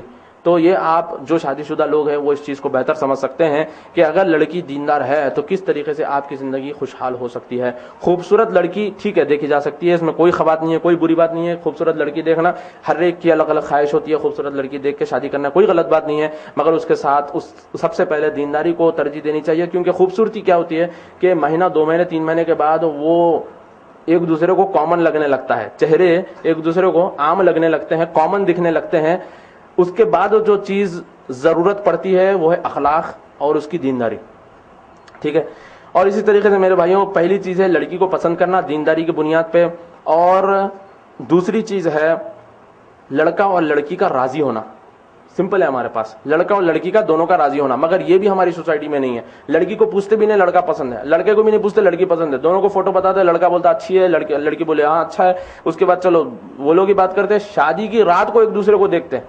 تو یہ چیز بھی غلط ہے. آمنے سامنے جب فائنل ہو جائے بات تو آمنے سامنے بٹھا کے بات کروانا چاہیے. یہ ہمارے پاس نہیں ہے. ہمارے پاس کیا ہے سب وہ وہاں ہو جاتا، شادی کی رات کو وہ لوگ ایک دوسرے کو دیکھتے. یہ بالکل غلط ہے. لڑکا لڑکی کو ملانا چاہیے. ایک صحابیہ اللہ کے رسول صلی اللہ علیہ وسلم کے پاس آئے، آگے بولے کہ میرے والد صاحب نے فلاں سے میری شادی کر دی، وہ مجھے پسند نہیں ہے. تو اللہ کے رسول صلی اللہ علیہ وسلم نے کہا کہ تمہاری شادی نہیں ہو سکتی، ایسا نہیں ہو سکتا. زبردستی کسی کی لڑکی کی شادی آپ زبردستی نہیں کر سکتے. تو لڑکی کی بھی مرضی لینی چاہیے کہ کیا آپ کو لڑکا پسند ہے، اور لڑکے کو بھی پوچھنا چاہیے کہ کیا آپ کو لڑکی پسند ہے، اور دونوں کو بات کروانا چاہیے. جب بات فائنل ہو جائے اس وقت اس کے بعد کیا ہوتا ہے، اس کے بعد لڑکی کا ولی ہونا ضروری ہے. لڑکی کا ولی ہونا ضروری ہے. بہت سارے لوگوں کے ذہن میں یہ غلط فہمی ہے کہ کسی کو بھی ولی بنا لو شادی کر لو. ایسا نہیں ہے، بلکہ لڑکی کا باپ یا لڑکی کا بھائی یا لڑکی کا کوئی گارڈین اس کا ولی ہونا بے حد ضروری ہے. ٹھیک ہے. تیسری چیز یہ 2 گواہ ہونا ہے. سمپل چیزیں کیا ہے، لڑکا لڑکی راضی ہونا، دوسرا ہے ولی کا ہونا، تیسرا ہے 2 گواہ کا ہونا، اور چوتھا ہے مہر. سورہ نساء کی 4 آیت میں اللہ تعالیٰ نے کہا کہ تم مہر دو، بیوی کو اس کا مہر دو. تو 4 چیزیں ہیں. ٹھیک ہے. آخری ہے مہر، اور ولیمہ ہے. ولیمہ سنت ہے اور ضروری ہے، ولیمہ کرنا ہے. اور بہت سارے غلط فہمیاں لوگوں کے ذہن میں ہیں کہ اگر دونوں ملتے ہیں تبھی ولیمہ کرنا ہے. ایسا کچھ نہیں ہے، بلکہ ولیمہ سنت ہے. سنت سمجھ کے کریے، یہ نیت رکھ کے کریے کہ اللہ کے رسول صلی اللہ علیہ وسلم نے ولیمہ کیا تھا اس لیے مجھے کرنا ہے. اگر آپ یہ نیت رکھ کے ولیمہ کرتے ہیں تو آپ کو اجر ملے گا. اگر استغفر اللہ یہ نیت رکھے کہ ہاں میں مل لیا اس لیے ولیمہ کر رہا ہوں، تو یہ بالکل غلط ہے. یہ سراسر جو ہے نا صحیح چیز نہیں ہے. اور میرے بھائیوں مہر جہاں تک ہو سکے اسپاٹ پہ دینا بہتر ہے. اللہ کے رسول صلی اللہ علیہ وسلم نے کہا کہ لوہے کی انگوٹھی بھی کیوں نہ ہو آپ مہر میں دو. ایک صحابی آیا کے بولے کہ میرے پاس لوہے کی انگوٹھی بھی نہیں ہے، میرے پاس یہ بھی نہیں ہے وہ بھی نہیں ہے. تو آخری میں اللہ کے رسول صلی اللہ علیہ وسلم بولے کہ آپ کو قرآن کتنی آتی؟ اتنی آتی، وہ سکھا دو مہر میں. تو مہر سب سے بہتر چیز ہے کہ مہر اسپاٹ پہ دے دو. اور اکثر ہماری سوسائٹی میں یہ ہوتا مہر معجلہ، بعد میں دیں گے مہر بولتے، جوڑے کے رقم لے لیتے، دہیج لے لیتے، سوب لے لیتے، مہر بعد میں دیں گے بولتے. اور اس میں کیا کرتے، مہر بعد میں دیں گے معاف کرا لیتے، بعد میں معاف کرا لیتے. آپ کو میں بتا دوں کہ یہ سراسر حرام ہے، اور وہ شخص اللہ تعالیٰ کے سامنے زانی کی حیثیت سے ٹھہرتا ہے، فورنیکیٹر سے. بہت بڑا گناہ ہے اس طریقے سے کرنا. روبی چینل پہ جب ہمارا پروگرام چل رہا تھا ابوالکلام مدنی صاحب کے ساتھ، تو ایک سوال آیا کہ ہمارے والد صاحب مہر دینا تھا، آخر میں معاف کرا لیا، انتقال ہو گیا، 250 روپے اس وقت کا مہر تھا، اب ہم کیا کریں؟ تو ان کو کہا گیا کہ بھائی آپ کے والد صاحب نہیں دیے تو آپ کے والد صاحب کی طرف سے آپ دے دو. ضروری ہے مہر دینا. ہم یہ سمجھتے ہیں مہر نہیں دیں گے آخری میں معاف کرا لیں گے، ایسا ہرگز نہیں ہو سکتا. مہر آن دا اسپاٹ دینا ضروری ہے. اگر پیسے نہیں ہے بعد میں دینا ہے ٹھیک ہے، بعد میں دیجیے مگر دیجیے. اور اسی طریقے سے بہتر ہے شادی کرتے وقت کہ فنکشن ہال وغیرہ نہ بک کیا جائے. فنکشن ہال وغیرہ ہمارے پاس کیا ہے کہ کتنے بھی دیندار ہو ایٹ لیسٹ ہم کیا کرتے ہیں کہ ہم کچھ بھی نہیں مانگ رہے، مگر آپ اچھے شادی خانے میں اچھا کھانا کھلانا. تو یہ چیز کو بھی اوائڈ کریے. لڑکی والے پہ بوجھ مت بنیے, لڑکی کے ماں باپ کی دعائیں لیجئے اور فنکشن ہال کو اوائڈ کرنے کی کوشش کریے. بہتر ہے کہ عصر اور مغرب کے بیچ میں اگر آپ شادی کریں کسی مسجد میں, 4 بجے الحمدللہ عصر ہوتی اور مغرب تک آپ کا نکاح بھی ہو جاتا, قاضی صاحب بھی ٹائم پہ آ جاتے, قاضی صاحب بھی اویلیبل رہتے اور اس طریقے سے لوگ بھی آ جاتے اور چائے وغیرہ پہ آپ شادی کمپلیٹ کر دیجئے. اس سے فائدہ یہ ہوگا کہ آپ کو دگنا تگنا اجر ملے گا. ایک یہ کہ آپ کا نکاح وہاں پہ ہوگا, دوسرا یہ کہ آپ کے جو باراتی, آپ کے جو رشتہ دار وہاں پہ آئیں گے ان کو آپ 2 نماز پڑھانے کا آپ کو اجر ملے گا, عصر کا اور مغرب کا نماز پڑھانے کا آپ کو انشاءاللہ اجر ملیں گا. اور جو ہے نا لڑکی کے ماں باپ کی بھی دعائیں آپ کو ملیں گی انشاءاللہ. اور اسی طریقے سے بینڈ باجا اور اس طریقے سے گھوڑے نچانا, ٹیوب لائٹاں پھوڑ لینا, یہ سب سونا صحیح نہیں ہے. یہ سب جو ہے نا اسراف ہے, حرام ہے. اور اللہ تعالیٰ نے قرآن میں کھلے الفاظوں میں کہہ دیا کہ یہ جو لوگ ہیں, یہ ٹیوب لائٹاں پھوڑنے والے, یہ گھوڑے نچانے والے, یہ سب لوگ جو ہیں یہ شیطان کے بھائی ہے, شیطان کے بھائی ہے. اور شیطان اپنے بھائیوں کو کہاں لے جاتا ہے؟ جہنم میں. اور اس طریقے سے میں نے جیسے آپ کو بتایا کہ سب سے بہترین نکاح وہ ہے, اللہ کے رسول صلی اللہ علیہ وسلم کی حدیث ہے کہ سب سے بہترین نکاح وہ ہے جس میں کم سے کم خرچ ہو اور سادہ سیدھا ہو. یہ برکت والا نکاح ہے. میں چیلنج کرتا ہوں اس بات کو لے کر, آپ اس چیز کو اپنی زندگی میں تجربہ کر کے دیکھیے. آپ سیدھا سادہ نکاح کر کے, آپ ایک دم آسان نکاح کر کے دیکھیے. آپ پھر اس کے بعد مجھے آ کے بتائیے کہ آپ کی زندگی میں اللہ تعالیٰ خوشحالی نہیں دیا تو بتائیے. برابر آپ کی زندگی میں اللہ تعالیٰ خوشحالی دیں گا, برابر آپ کی زندگی میں اللہ تعالیٰ برکت دیں گا اور ایسی ایسی چیزوں سے اللہ تعالیٰ آپ کو نوازیں گا جس کا گمان آپ کو تھا ہی نہیں. چلیے آخر میں چند چیزیں ہیں جو میں بتانا ضروری سمجھتا ہوں. اب تک ہم لوگ یہ دیکھ رہے تھے کہ شادی سے پہلے کیا ہے, مگر اب شادی کے بعد کیا ہے وہ بھی سمجھنا ضروری ہے. جیسے میں نے آپ کو بتایا کہ شیطان ہمیشہ یہ کوشش کرتا ہے میاں بیوی کو لڑانے کے لیے, چھوٹی چھوٹی چیز پہ میاں بیوی کو لڑا دیتا. تو شادی شدہ زندگی کو خوشحال کیسے بنایا جا سکتا ہے, اللہ کے رسول صلی اللہ علیہ وسلم کی زندگی سے میں آپ کو بتاتا ہوں. سب سے پہلی چیز یہ ہے کہ اگر بیوی سے محبت ہے تو اس کا اظہار بھی کرنا ضروری ہے. اللہ کے رسول صلی اللہ علیہ وسلم اظہار بھی کیا کرتے تھے. عائشہ رضی اللہ تعالیٰ عنہ کو پیشانی پہ چومتے تھے اور کئی موقعوں پہ عائشہ رضی اللہ تعالیٰ عنہ پوچھے کہ سب سے زیادہ آپ کون سی بیوی کو چاہتے ہیں, تو اللہ کے رسول صلی اللہ علیہ وسلم بولے میں آپ کو چاہتا ہوں. مطلب چاہنا اور اظہار کرنا یہ بھی ضروری ہے. آئی لو یو بولنا کوئی غلط بات نہیں ہے, کوئی غلط بات نہیں ہے. معشوقہ کو بول رہے یا گرل فرینڈ کو بول رہے یہ حرام ہے. بیوی کو بول رہے کیا غلط بات ہے؟ آج ماحول ایسا ہو گیا ہے کہ معشوقہ کو منہ پہ بول رہے, بیوی کو بولنے کیوں شرم؟ کیا شرم کی بات کیا ہے؟ سنت ہے اللہ کے رسول صلی اللہ علیہ وسلم کی. میں یہ مذاق میں نہیں بول رہا ہوں بلکہ آپ اس چیز کو زندگی میں تجربہ کر کے دیکھیے. بنگلور میں ایک ورکشاپ ہو رہا تھا سیرت نبی پہ, شیخ شپی جو ہالینڈ کے ہیں وہ کر رہے تھے. تو ورکشاپ میں بھی تھا. تو پہلے دن کا جب ورکشاپ ختم, 2 دن کا تھا وہ ورکشاپ, تو پہلے دن کا جب ورکشاپ ختم ہوا تو شیخ شپی نے کہا کہ آپ لوگوں کا ہوم ورک یہ ہے کہ کسی 3 لوگوں کو آپ جا کے آئی لو یو بول کے آئیں گے, ان کو نہیں, گھر والوں کو. تو ہوم ورک تھا اور دوسرے دن آ کے بتانا کہ کس کو بولے اور کیا ریئیکشن تھا. تو تب تو خیر میرا مسئلہ الگ تھا, تو میرا تو ہوم ورک ہو گیا تھا ٹھیک طریقے سے. پھر اس کے بعد جو ہے نا کچھ لوگ آئے وہاں پہ, تو کسی کو پوچھا آپ کس کو بولے, بولا میں بہن کو بولا. میرے کو پوچھا آپ کس کو بولے, والد صاحب کو والدہ کو بولا. آپ کو پوچھے کس کو بولے, تو ایک شخص کو پوچھے آپ کس کو بولے, میں نے بیوی کو بولا. اچھا نہیں, رک جاؤ, آپ بتائیے, آپ اپنا تجربہ بتائیں, سب کا چھوڑ دو, آپ اپنا تجربہ بتاؤ کیا ہے. تو بتائے کہ میں اپنی بیوی کو بولا. تو بولے کہ پہلے کبھی بولے تھے؟ نہیں بولا تھا. تو پھر کیا ریئیکشن تھا بیوی کا؟ بیوی چپ ہو گئے, اس کے بعد بات کرنا تھوڑی دیر تک چھوڑ دیے, تھوڑی دیر تک بات ہی نہیں کیے, کیونکہ ان کو عجب لگا. ہم یہ سمجھتے ہیں کہ یہ آئی لو یو بولنا یا پھر پیار کا اظہار کرنا شوہر بیوی کے لیے, بیوی شوہر کے لیے, یہ ہالی ووڈ کا ڈائلاگ, بالی ووڈ کا ڈائلاگ ہے. ایسا نہیں ہے, یہ ہمارے ذہن میں اس طریقے سے کچرا بھر دیا گیا ہے. یہ سنت ہے. اللہ کے رسول صلی اللہ علیہ وسلم اپنی بیوی کے ساتھ جتاتے تھے, بولتے تھے. تو ایک چیز یہ ہے کہ محبت کا اظہار کرنا یہ شادی شدہ زندگی میں ہونا بہت ضروری ہے. اور اسی طریقے سے کمپلیمنٹ کرنا, کوئی اچھا پکوان ہے اس پہ کمپلیمنٹ کرنا, نمک زیادہ ہے ٹھیک ہے چلتا, مگر کمپلیمنٹ کر دینا, ہاں بہت اچھا تھا, ٹیسٹی تھا. اس طریقے سے ایک ورکشاپ ہو رہا تھا اس طریقے سے کہ شادی شدہ زندگی کو کامیاب کیسے بنایا جا سکتا ہے. تو وہ ورکشاپ میں شیخ بتائے کہ آپ جا کے اپنی بیویوں کو بولیں گے کہ آپ کا کھانا بہت ٹیسٹی تھا. تو ایک شخص گیا, جا کے جو ہے نہیں بولا کہ واہ ماشاء اللہ کیا زبردست کھانا ہے, بہترین ہے. تو بیوی غصے میں آ کے کمر پہ ہاتھ رکھ کے دیکھنے لگے. تو یہ شخص بولا ماشاء اللہ اچھا تھا کھانا, زبردست تھا, ٹیسٹی تھا, 20 سال سے میں پکا رہی ہوں, آج پڑوسی کے گھر سے آیا تو تعریف کر رہے ہیں.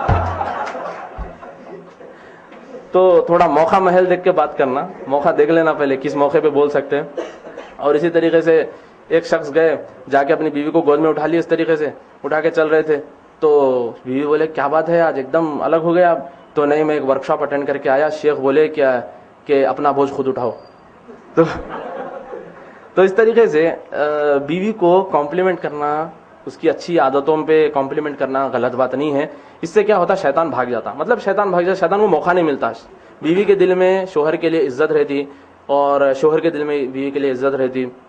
اور ہماری سوسائٹی میں جیسا خاص طور پہ ہمارے پاس ایسا ہے کہ شوہر مطلب ایک دم ڈکٹیٹر, شوہر جیسا آئے بیوی خاموش ہو جانا, بات نہیں کرنا. اور بہت سارے ایسے جاہل اور احمق قسم کے, بیوقوف قسم کے لوگ ہوتے ہیں جو یہ سمجھتے ہیں کہ بیوی کو پبلک میں یا پھر رشتہ داروں کے بیچ میں ٹھہرا کے ڈانٹ دینا, غصہ کر دینا, یہ تعریف سمجھتے ہیں. اکثر لوگ اس چیز کو تعریف سمجھتے ہیں کہ اگر ہم ایسا کرتے ہیں تو لوگ واہ واہ کرتے ہیں, بولتے ہیں کہ کیا مرد ہے.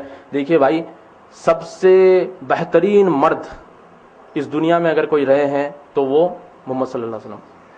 سب سے بہترین مرد, ایسے جواں مرد جس کے بارے میں آپ نے کہا تھا کہ اگر تم سب چلے جاؤ تو دشمنوں سے اکیلے لڑنے میں تیار ہوں. ایسے جواں مرد کے بارے میں یہ آتا ہے کہ آپ نے کبھی اپنی کسی بیوی کو نہیں مارا. بیویوں کو مارنا, ڈومیسٹک وائلنس جو اکثر پڑھتے ہیں, مار دھاڑ کرنا, گالی گلوچ کرنا, اور خاص طور پہ شوہر اپنے گھر والوں کے سامنے یہ کرتا ہے جتانے کے لیے, بتانے کے لیے کہ میں اپنی بیوی پہ ایک دم روابدار ہوں, میں روابدار شوہر ہوں. یہ سب بے وقوف اور جاہل قسم کے لوگ کرتے ہیں. اللہ کے رسول صلی اللہ علیہ وسلم نے کبھی ایسا نہیں کیا تھا. اور اسی طریقے سے میرے بھائیوں, ایک اور چیز یہ ہے کہ دونوں کو ایک ساتھ غصے میں نہیں آنا چاہیے. اگر ایک غصے میں ہے تو دوسرے کو چاہیے کہ وہ اپنا غصہ دبا لے.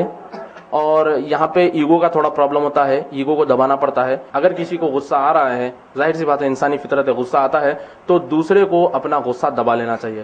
اگر شوہر کو آ رہا ہے تو بیوی کو دبانا چاہیے, بیوی کو آ رہا ہے تو شوہر کو دبانا چاہیے. حضرت عمر رضی اللہ تعالیٰ عنہ جب خلیفہ تھے, خلیفہ حضرت عمر رضی اللہ عنہ, ایسے شخص جن کے بارے میں آتا ہے کہ شیطان رستہ چھوڑ کے بھاگ جاتا تھا, ایسے شخص جن کا ہاتھ ہمیشہ میان کے اوپر رہتا تھا تلوار کی, ایسے دمدار شخص جب پورے دن کا کام, خلافت کا جو رسپانسبلٹیز ہوتی تھی وہ سب کمپلیٹ کر کے جب اپنے گھر گئے تو ان کی بیوی جو ہے نا ان پہ چلانے لگے, کمر پہ ہاتھ کس کے ٹھہر گئے. تو حضرت عمر رضی اللہ تعالیٰ عنہ جو ہے نا جھاڑو مار رہے تھے آنگن میں.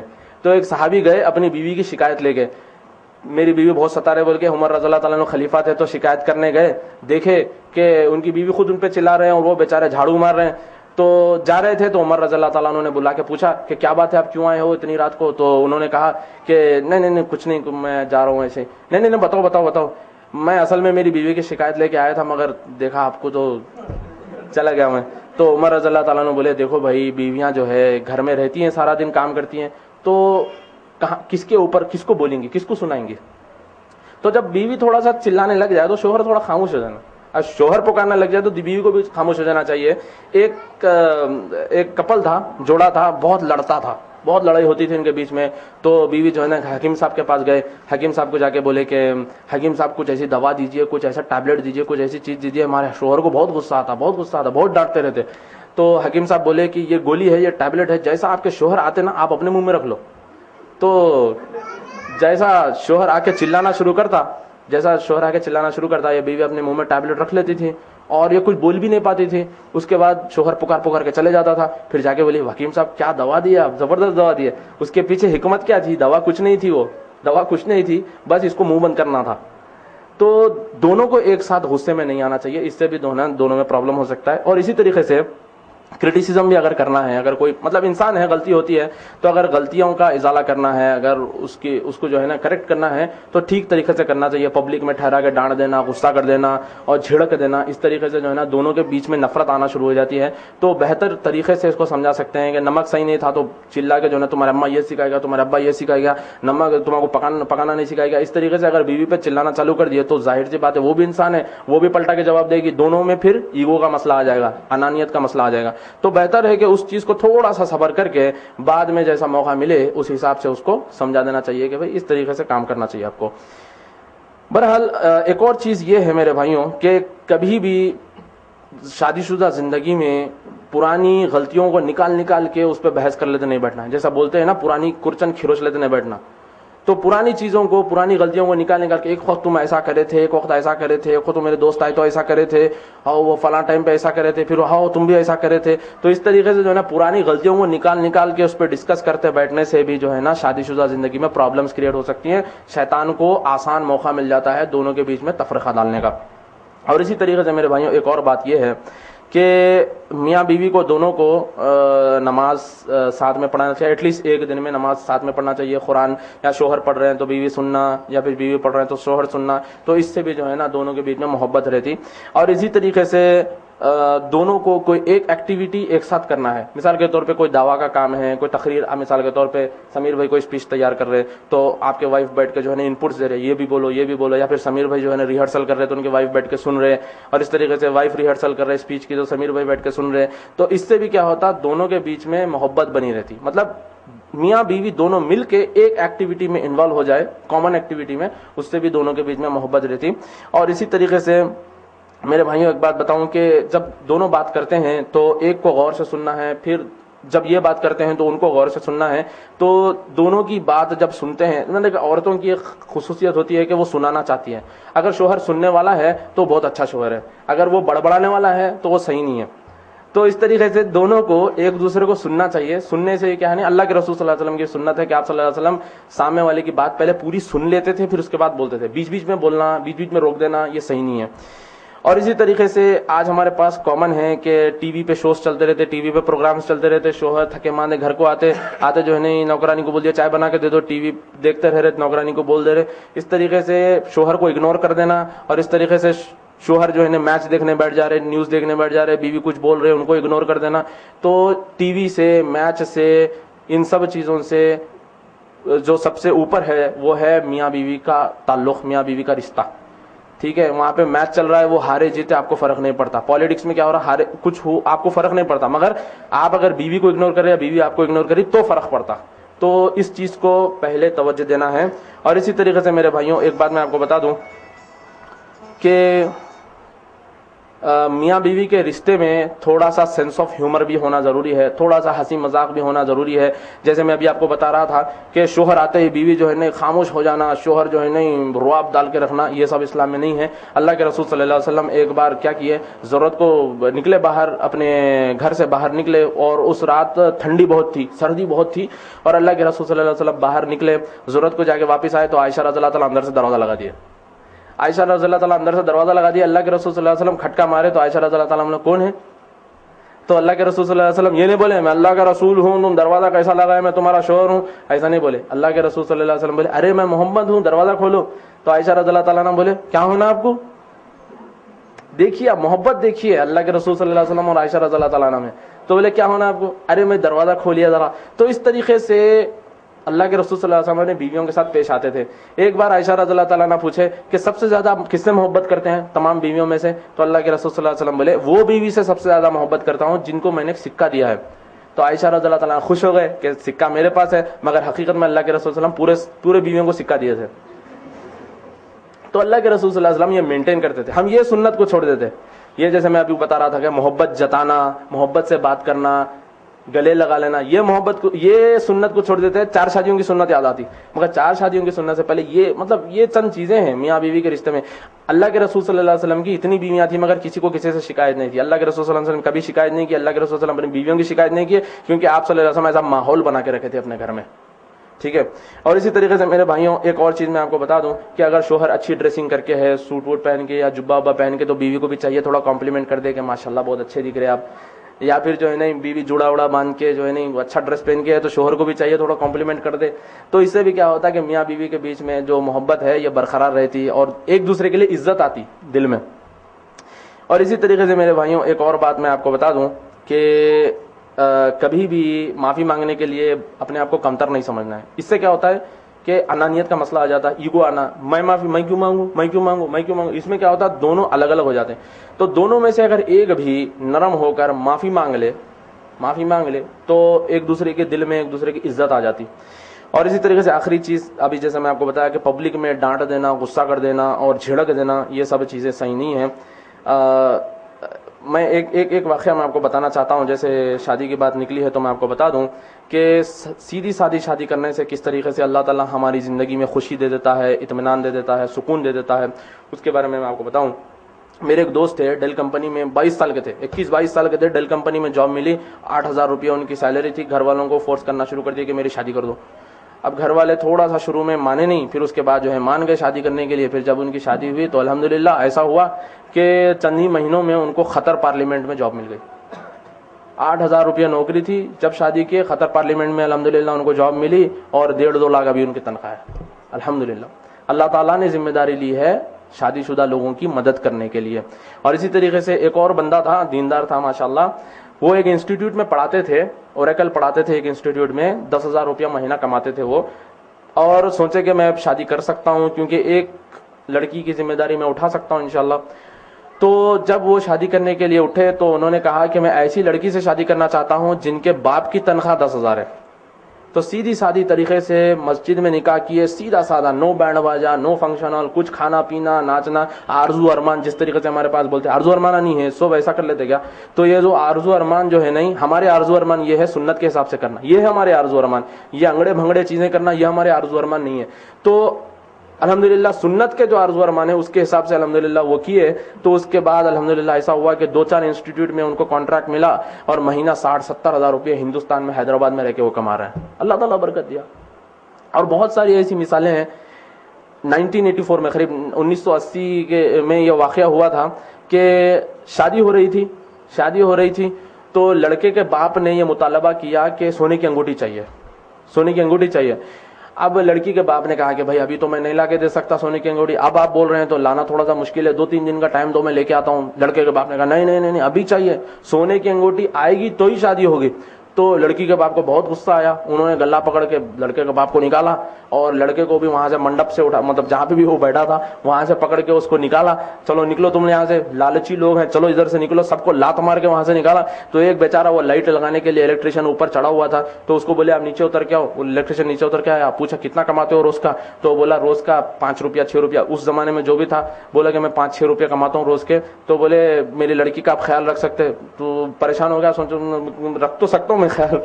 تو پھر اس کے بعد چلو بیٹھ جاؤ, بیٹھے, نکاح پڑھا دیا. اپنی بیٹی کی شادی اس سے کر دی, الیکٹریشین سے.